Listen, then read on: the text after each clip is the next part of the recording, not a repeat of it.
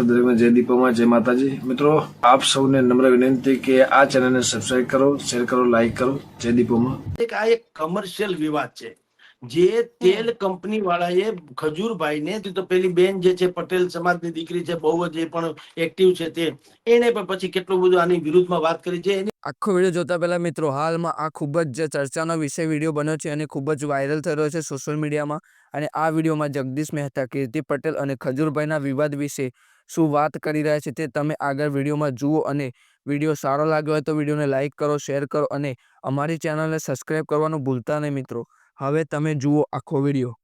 હા બેન, મેં બહુ એમાં ડેપ્થમાં અભ્યાસ નથી કર્યો, પણ મને એમાં એમ લાગે છે કે આ એક કમર્શિયલ વિવાદ છે જે તેલ કંપની વાળાએ ખજૂરભાઈને દાખલા તરીકે બ્રાન્ડ એમ્બેસેડર બનાવ્યા હતા.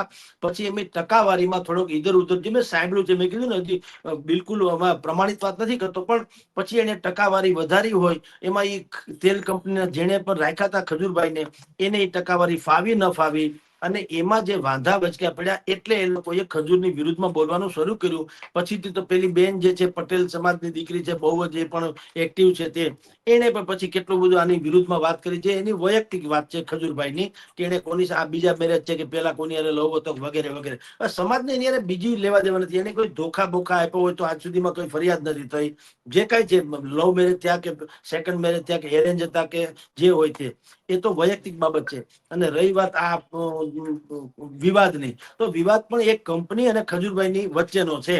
ખજૂરભાઈ એની કમાણીના પૈસા સમાજમાં વાપરે છે, અથવા તો લાખ રૂપિયા કમાય છે, માની લો 25,000 વાપરે છે, તો એ પણ કોઈ અપરાધ તો છે નહીં. 25,000 વાપરે તો છે ભલા માણસ, ભલે ની લાખ રૂપિયા કમાતા હોય. તો એમાં શું છે? આમાં બીજા લોકો હાવ આખું અજગરની જેમ બધું ગળી જાય છે.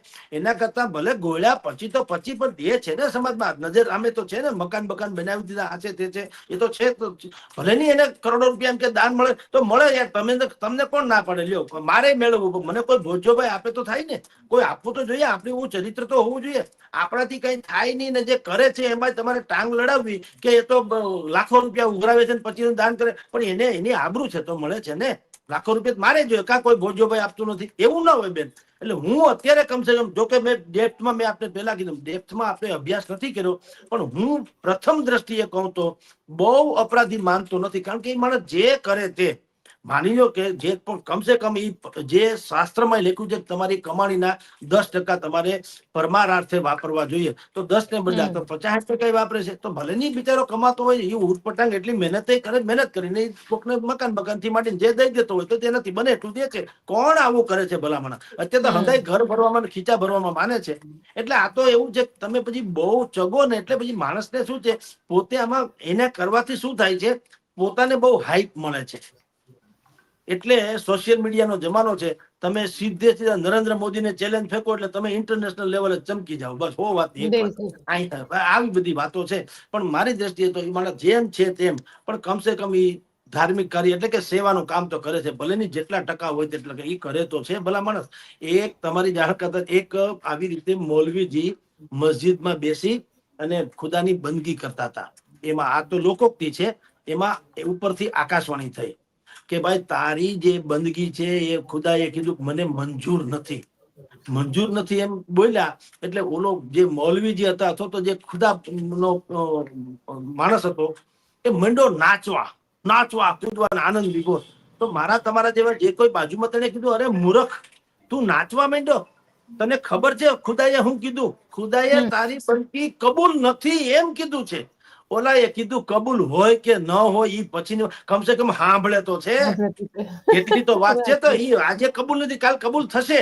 પણ ખુદા મારી બંદગીને કમસે કમ ધ્યાનમાં તો લેજે. આ ભાઈ માની લો કે 50-75% ખાઈ જાય ને પછી ખાઈ જાય એટલે કોઈમાં ક્યાં ખાતર પાડે છે? પોતે મહેનત તો કરે છે ને, મહેનત કરે છે, એમાંથી જેટલું થાય દે તો છે 5 રૂપિયા. એટલે એમાં મારી દ્રષ્ટિએ હું માનું ત્યાં સુધી બહુ વિવાદમાં પડવા જેવું નથી લાગતું.